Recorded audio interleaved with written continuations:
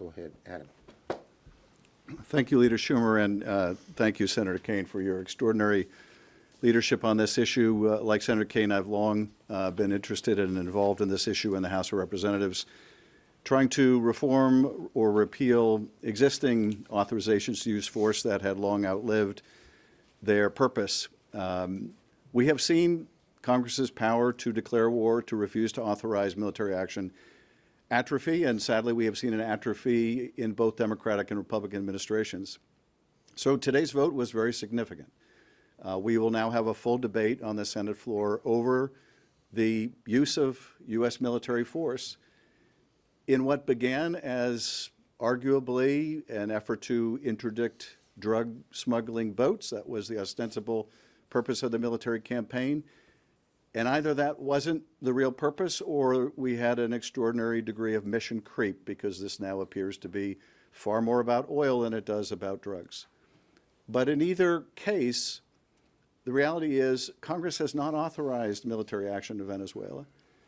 And the idea that we are now going to run this country of so many millions without having to put boots on the ground, that we are going to somehow oversee a transition over a period of time without putting our service members further at risk, seems highly improbable, to say the least.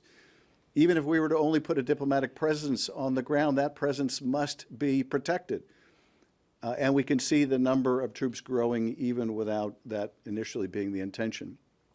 Now, if the administration believes, as it evidently does, that risking service members to procure oil of another country is worth the risk, then let them put that to a vote. Let them come to Congress. Let them seek an authorization to use military force in that way. But given the administration has committed not to engage in regime change and not to engage in new wars, but rather to put America first, what is happening seems directly contradictory to what the president promised.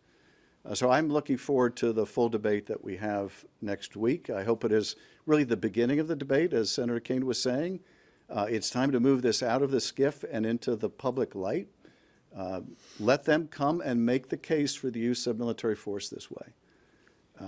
We have seen all too often in our history great hopes, great expectations about what we could do, what we could accomplish through the use of military force or economic coercion to change a regime and change the character of that regime and build a society, a democratic society.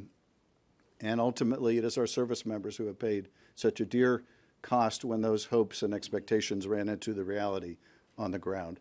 So very grateful to Senator Kaine for his leadership on this issue. Been proud to work with him on it, and very much looking forward to a full and comprehensive debate. I think as the president's pledges that we will stay there for years continue, Republican concern will continue to grow.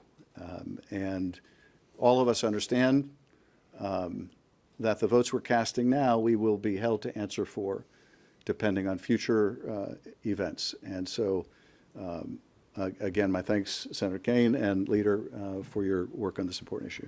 Great.